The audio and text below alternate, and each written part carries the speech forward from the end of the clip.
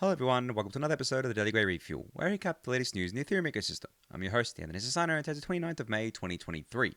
Alright everyone, let's get into it. So I'm not sure how I missed covering this last Friday, but there was a great report that came out from the Rated.network team here covering solo stakers. So they teased this a few weeks ago, and I remember covering it on the Refuel that they had found what percentage of solo stakers were on the network, basically using some kind of parameters that they detail in their blog post. But the headline here is that solo stakers on the Ethereum mainnet represent 6.5% of the as active stake as of the end of 2022. So the data that they looked at only went to the end of 2022, so it's obviously missing about 5 months worth of data here. And obviously a big part of data because it's when withdrawals went live, but I'm sure they're going to be doing an updated post on this at some point in the future, maybe a year after withdrawals go live, maybe sometime next year. That'd be a good thing to look back on and see how much of the network is now solo stakers. But this is great. I mean, 6.5% of the network being solo stakers is a huge achievement in my eyes. I know some people might say this seems low, but I don't think so. I think that given that the barrier to entry for solo staking is so high on the capital requirement side, obviously you're needing 32 ETH per validator. Even if you are a solo staker, maybe you only have one validator because that is a huge capital requirement there. And I think they've also included rocket pool, mini pools as solo stakers as well. So there is a less of a capital requirement. There was 16 ETH as I said, this goes to the end of 2022. So it's not including the 8 ETH mini pool. It's only including 16 ETH. But still, that is a large capital requirement. Even if you just bought your ETH at like between 1 and 2 grand, that's 16 to 32,000 US dollars that you have to put down to become a mini pool operator when it was 16 ETH, and then you also had to have the RPL bond as well. Now, given that the fact that 6.5% of the whole network is still considered a solo staker is amazing to me. I think that's a huge achievement, and I also think that it's a big achievement not just because of the capital requirements, but also because of the technical know-how that's needed as well. Because we all know that most of solo staking today is not one click. Like if you're running your own hardware and you're not running like a Dappnode or something, it is definitely not an easy process to get spun up as a solo staker. Even rocket pool, I mean, spinning up a mini pool is not that hard. The documentation is pretty good, but it is not for the faint of heart. It is not for total noobs because there's still command line stuff that you have to do. Even though you get a nice graphical user interface, it's still something that may seem foreign to newer people to new people to that sort of stuff. So I think, as I said, this is a very, very impressive number. Now, diving into the actual blog post itself, they have how they define solo stakers. Now, this was something that I brought up when this blog post was teased. I think it was teased a couple months ago at this point, because I really wanted to know how they actually defined a solo staker, because there are various different ways you can define them. So they have 4 key properties here. The first one is that solo stakers are independent operators and are not part of a major organization. So I think I brought this up when I was talking about this. This is definitely like pretty much critical. If you're going to be a solo staker, you can't be part of a major organization, because then you really aren't a solo staker, even if you're running your own kind of validators and you're not part of any other service like a centralized exchange or a staking service. You still wouldn't really be considered a solo staker because you're part of an organization that's staking, and maybe you're staking for other people as well or anything like that. And then they said, as such, a solo staker might routinely lack 24/7 monitoring and SLAs, and might experience more frequent and longer downtime periods, seen less frequently among professional operators. Second definition here is solo stakers run infrastructure on premises or in a VPS, but mostly on premises. And they do, right? I mean, I obviously run all my validators on premises. I have my own hardware here. A lot of the people that you see talking about running their own validators share pictures of their own little NUC, which is obviously at their home. There are people who do run it on VPSs, but those things can get quite expensive given the bandwidth requirements. So a lot of the times it ends up being cheaper just to host it on-prem. So that's what they found here as well. I think that a lot of people are running their solo validators on-prem or at their homes. The third definition here is solo stakers fund all or some, in the case of rocket pool, of the stake through their own means. Obviously, this is done because if you're a solo staker, if you're an individual, no one is giving you ETH to stake for them. Maybe you are staking on behalf of some other people, but I think for most people, you acquire the ETH yourself, you buy it yourself. Maybe you mined it. Maybe you're a miner turned staker here. Maybe you earned it through some other means. and then you stake it on your own. There is no other way that you acquire it here. It's not like you're taking in ETH from random users around the world, like like staking protocols do, or staking LSD protocols do, and centralized exchanges and things like that. And the fourth definition is that solo stakers, in their majority, run fewer than 200 validators each. Now, this is obviously just natural because that is a lot of money, right? If you have 200 validators, I mean, to do the math off the top of my head right now, I think that's 6,400 ETH, right? That is, I think, what, $7-8 million or something like that. I don't know exactly how much money that is, but that's a crap ton of money. So obviously, most people are not going to have anywhere near that. And it says here that over this level, even if the entity is unknown, they assume some sophistication that's beyond the hobbyist amateur level. Caveat: there are a few savants out there who manage to run 300 validators from a Dappnode, but yeah, the majority would sit between the 1 to 10 validator mark, I would believe. And then obviously you get less and less people as more goes on from there because the capital requirements get so large. And then this blog post is quite detailed. You can check it out. I'll link it in the YouTube description below. But they continue and basically talk a lot about these definitions, talk about how they actually came to this conclusion. They have a really cool visualization here that is a heat map that basically shows the stake distribution. So blue is solo validators, and then red is centralized validators like Coinbase and staking service providers and things like that. And then you can scroll down here and see their classification, or their nice little pretty charts here, the summary results, and all the good stuff there. So I think I've said most of what I wanted to say about the post itself. I highly recommend giving it a read. There is one last thing that I wanted to point out here, which I thought was pretty cool, and it was one of my main takeaways from the post. They said here, early data implies that the number of validating beacon nodes that might map to solo stakers range from 35% to a whopping 75% out of the whole, out of a total approximately 3,000 nodes that they've been able to pass in their analysis. And they said here, we'll be following up with a post that discusses our findings there in the coming weeks. Now, the reason why this was probably the biggest takeaway for me, other than that headline number of 6.5% solo validators, is that of the 3,000 nodes, if even the lower end here, 35%, is run by solo stakers, right, on premises and basically of the entire network, that is extremely healthy for decentralization. That means you have disparate individuals all around the world accounting for a large chunk of the Ethereum network, and that improves decentralization because obviously it would be very hard, if not impossible, probably impossible, to shut down all of those nodes, right? To go after all of those individuals. It would be very hard because not only is it distributed across the globe, but also you could, I don't know, worst case scenario, fingerprint them, get their IP address if you're law enforcement, go visit them at their house and say you need to shut down your beacon node. But you have no guarantee that they've done that because maybe they're going to maybe they're running one in the cloud, or maybe they decide to run one in the cloud, or maybe they're behind a VPN and it becomes harder to track and the resources aren't worth it. It just becomes a very cat and mouse game. So I thought that was the main takeaway for me, is that like a huge number of the overall Ethereum network nodes are actually run by solo validators here and on-prem, which is really, really cool to see. But anyway, as I said, you can check out the blog post for yourself. It's really great. Highly recommend giving it a read. I'll link it in the YouTube description below, and I'll for sure talk about the next post that they'll publish around these numbers that I just spoke about when they do end up publishing that.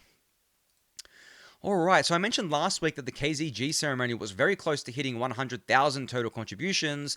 Well, we hit it, which is just absolutely awesome to see that we're at that $100,000 contributions mark here. It's great to see the Ethereum community coming out in waves for this. I know I mentioned last week that there might be some airdrop farming here, but that's okay because really, I mean, the people doing that or also contributing to the KZG ceremony. So it's actually a net positive in the end, I think, that we've had so many contributions here. And just a quick refresher here for those of you who don't know, this ceremony is required for EIP 4844. So this was obviously critical to get done before 4844 goes live, hopefully at the end of this year on the network. And it's great to see that we had such a huge turnout for this, and it's going to provide a lot of great entropy for 4844 and give us near certainty, or pretty much certain. I mean, nothing's ever 100%, but we're at like the 99.9999% mark that the ceremony was run properly, and that because it's a one of n trust assumption, that it is all good and it's going to function as expected. But yeah, if you haven't contributed yet,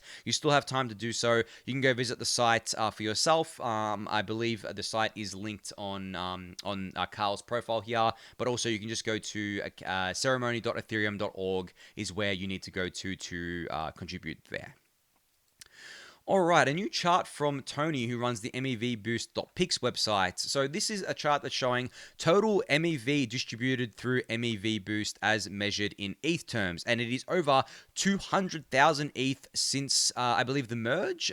Since the launch of MEV-boost, which was around the time of the merge, I guess. And you can see here that it's pretty crazy. I mean, that's a pretty crazy amount of ETH that has basically been distributed to validators essentially through MEV-boost through both toxic and non-toxic MEV. And someone replied here saying, this is seriously messed up. And then Tony says, I agree that those funds should have never been extracted or paid back to the users who lost them through MEV block, MEV share, etc. But hey, it's still better than letting the searchers grab them. And then someone says, well, at least searchers are doing something, but seriously, I think that Ethereum should have never switched to POS before properly implementing PBS on the protocol level in the first place. I don't think that that's really correct way of looking at this, because the only reason why it's become so prevalent under POS as opposed to proof of work is that MEV-boost has been live under proof of stake a lot longer than proof of work.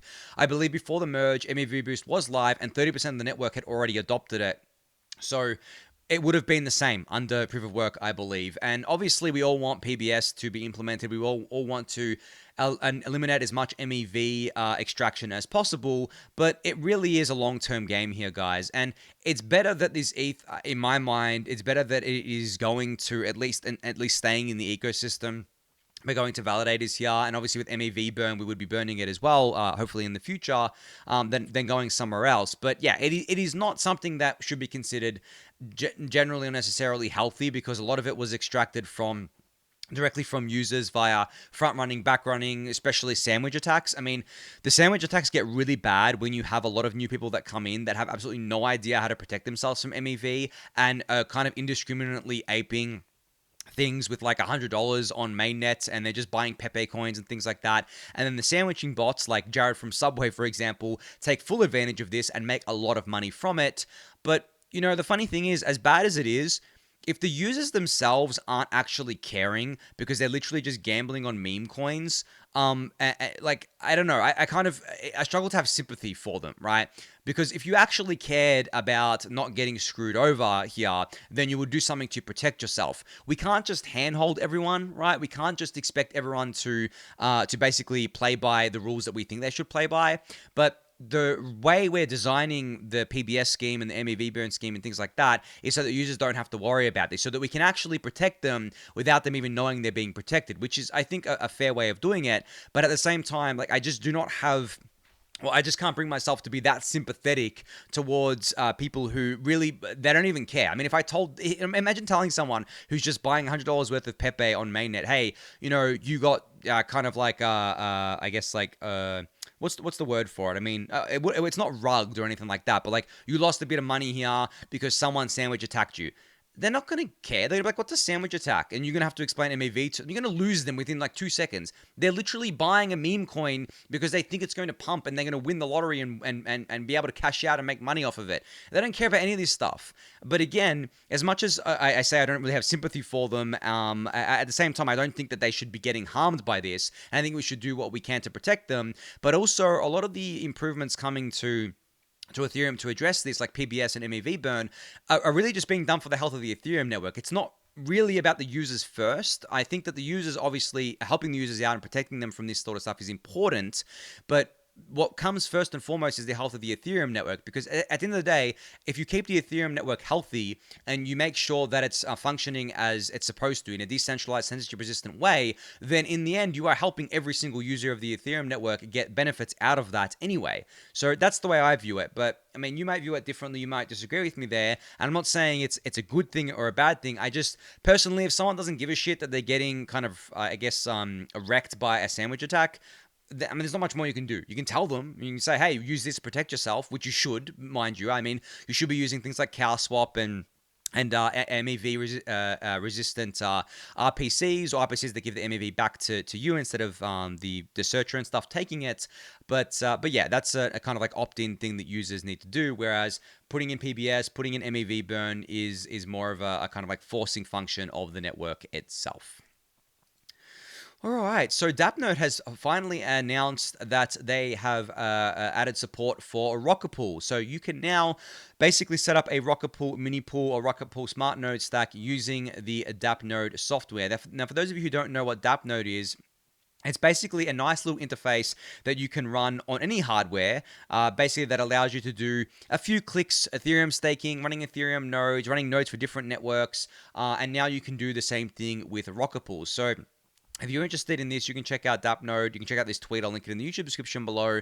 But this goes back to what I was saying before about essentially making staking easier for people across both kind of fronts here. One, obviously, is the capital requirement front to be a solo staker. Rocket Pool is doing amazing work here by lowering that capital requirement. Now it's 8 ETH and 2.4 ETH worth of RPL, I believe. In the future, it will hopefully be even less than that. But the hardware, not the hardware requirements. Our requirements are actually pretty cheap right now.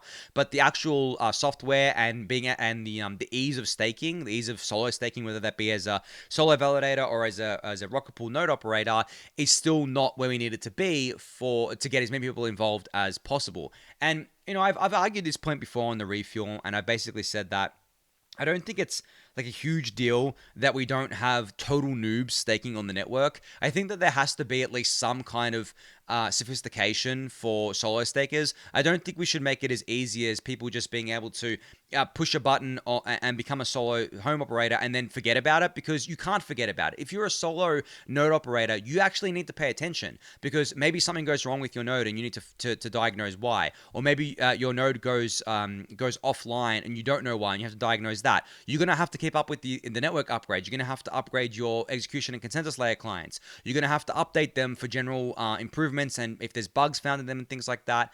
You're going to have to monitor the health of it to make sure that you're actually attesting to and proposing blocks.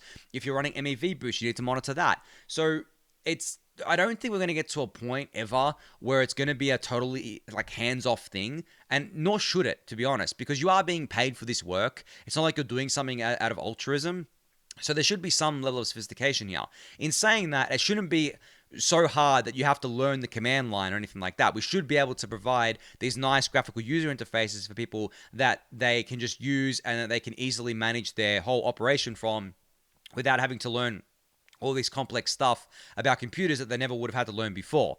So that's where I think we should get to. And that's what I think Dappnode is doing. That's what Rocket Pool is doing by making GUIs for the smart node stack. Well, the smart node stack is actually a GUI, a graphical user interface. So that's all very important. But generally, yeah, I say we shouldn't dumb it down to the point where people don't even pay attention to it. But I don't think we actually can get it to that point, because you're not going to be on the correct chain if you don't upgrade your nodes. Like if an upgrade's coming, say Denkun at the end of the year, and you haven't upgraded your nodes, you're going to be on the wrong chain and you're not going to be a solo staker anymore. You're just going to have something that is a dead chain. You're not going to be attesting the blocks, and you're going to basically be inactivity leaking out, and then eventually going to get kicked out of the validator set. So you have to pay attention to that.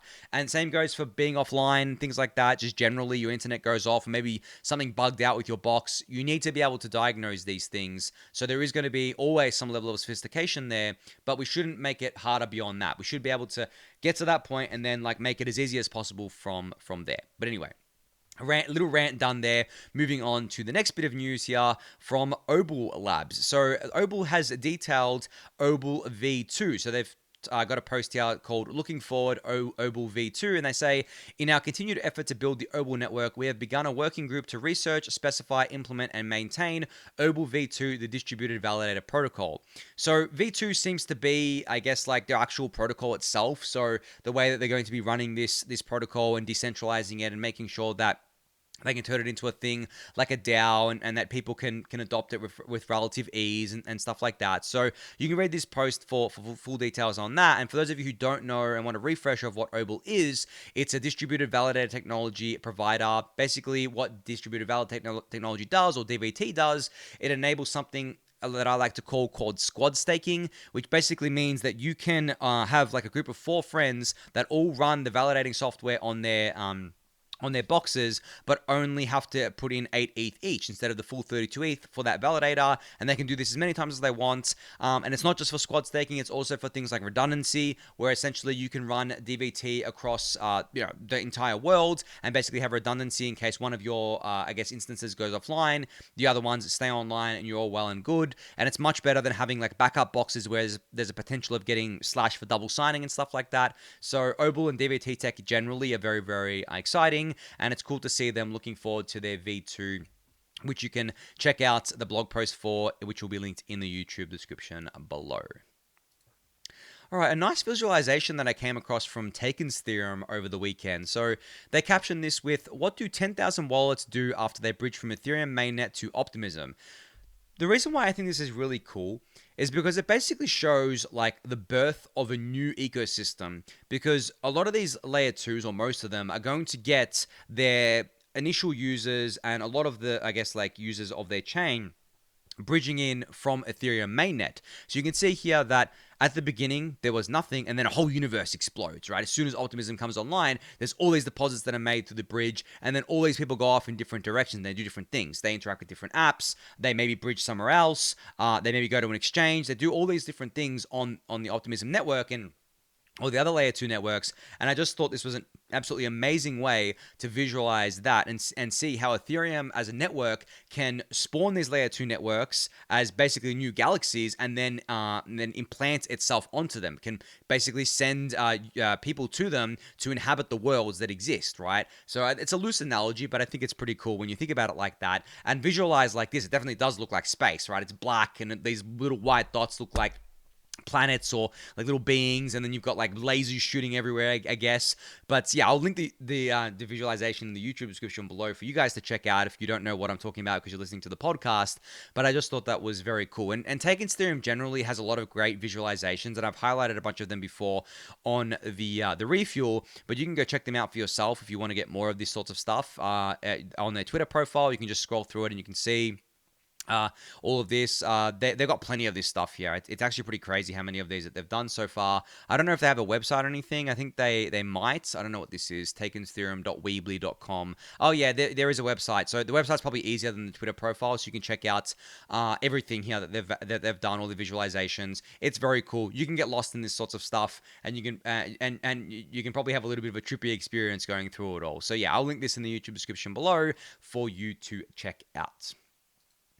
All right, finally here we have ETH Global that's published their 10 Autonomous Worlds finalists. Now, for those of you who don't know what Autonomous Worlds are, basically it's this, I guess, like new ecosystem of projects that are trying in the gaming world that can expand beyond gaming, but that are trying to basically build worlds within the Ethereum ecosystem that can operate on their own in an autonomous fashion. So it's basically taking the concept of DAOs and applying it to these kind of worlds, whether that be a video game or some kind of a community or some kind of games communities and other such things in those things. That's kind of like what it's trying to do. Now, this obviously wasn't possible on layer 1 Ethereum because it would be too cost prohibitive, but on layer 2, there is a lot of stuff happening. I've mentioned stuff like OP Craft before. I've mentioned some projects on Starknet before, especially the ones that are set in space that are really cool, where basically you have like a whole universe.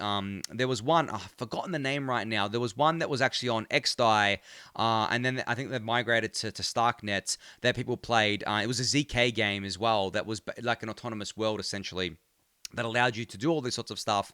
And I think this stuff is very cool. This is the stuff that I am really excited about when it comes to crypto gaming. The stuff that actually pushes the boundaries, innovates on gaming as an ecosystem, doesn't just slap NFTs on it and slap, crypto monetization on it. It actually incorporates different kind of crypto primitives and different autonomous worlds primitives in order to enhance the game. So for example, there's this game called Realm of Pepe, and it says here, it's a cooperative adventure RPG with novel resource management mechanics powered by Superfluid. You can collect resources, trade, and progress through stages to defeat the evil Pepe. So it's taking obviously a tried and true game genre here of RPGs, and basically blending in crypto primitives like superfluid, and enhancing the game that way, which I think is very, very cool. So I mean, you can go check out all these projects for yourself in this thread, which will be linked in the YouTube description below.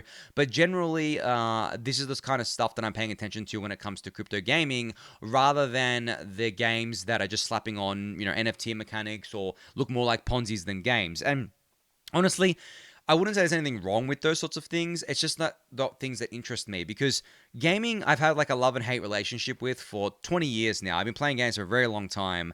And the love and hate relationship comes from, I love indie games still, but most AAA games are really disappointing. Mobile gaming is absolutely shocking, and the reason why is because it's become such a saturated business now, where essentially it's just about making as much money as possible and extracting as much money from the consumer as possible, and it's become really bland. And a lot of the AAA games that get released broken, buggy, they just don't have much soul in them. That's why I really love indie games. I play a lot of indie games. They've still got a lot of soul in them. They're not trying to suck all the money out of you.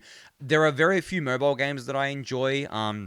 There's one called like Alto's Odyssey and Alto's Adventure, which I believe might have microtransactions in it. I'm not sure, because I'd never actually used them. I didn't need to, but I thought I love those. And there are some mobile games that are available on other platforms as well, like Dead Cells, for example. It's a roguelite. I love those kinds of games too. But they're all indie games, right? They're not these massive AAA games that are just sucking money out of consumers. And I think I want to see more of that in crypto, because crypto can very easily fall just straight into that kind of just suck money out of people because of the Ponzi nature of these things, and because of the speculative nature of these things. So that's why I like looking at the autonomous world stuff, because it reminds me more of indie gaming and less of AAA gaming. But I'm sure there's going to be like a massive AAA game that gets released that's going to be, have crypto primitives in it and have NFT stuff in it, and just be a huge speculative thing.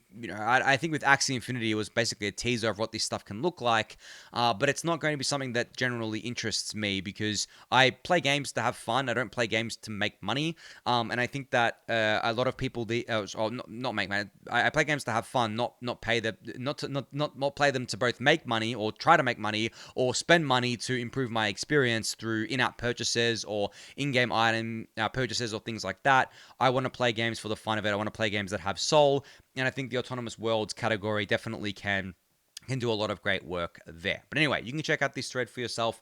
I'll link it in the YouTube description below.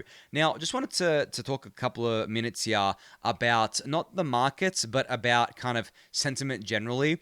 What I love right now is that the sentiment, I guess, across crypto Twitter and crypto circles generally has been the same for the last few months. We're all very well aware that we're in a sideways crab market. We're all pretty much waiting for the market to heat up again. But things are still growing. Things are still happening. A lot of things that I'm seeing happen are kind of very funny signs of capitulation that remind me of 2019. Like recently, I'm sure a lot of you saw that the Paradigm VC fund has actually changed from being just a crypto fund, or mostly a crypto fund, to now doing like investments within all of tech, basically. And I think there's nothing wrong with that, but it kind of speaks to the fact that they have so much money that they need to invest, and there's just not that many great crypto projects right now that are raising, because, or I mean, not even just great crypto projects, just projects in general, because obviously there are more projects to fund during a bull market. Valuations go up, there's more money to be made, so you're more comfortable investing a lot of money there.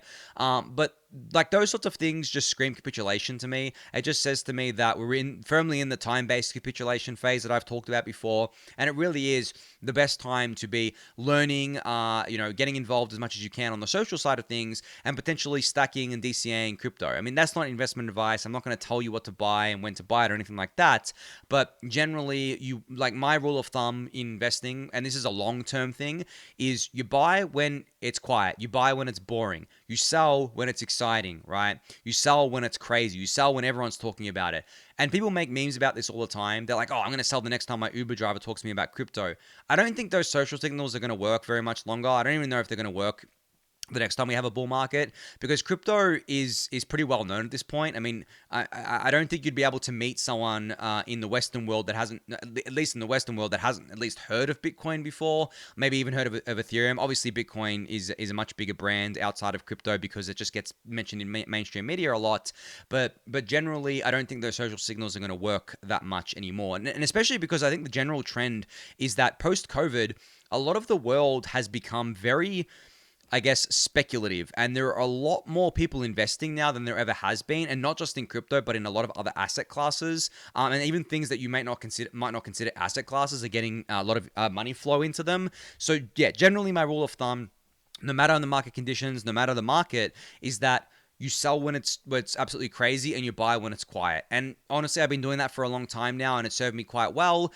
You have to be happy not selling the top and not buying the bottom. You're never going to be able to pick those things. Maybe you do it by fluke one time, but generally you're not going to be able to pick those things. And it's better to DCA in either direction, in my opinion. But as I said, that's just not investment advice. That's just general kind of, this is how I play things, this is what I do, and this is how I kind of view things, across different asset classes, not just crypto. But on that note, that's going to be it for today. So thank everyone for listening and watching. Be sure to subscribe to the channel if you haven't yet. Give it a thumbs up, subscribe to the newsletter, join the Discord channel, and I'll catch you all tomorrow. Thanks, everyone.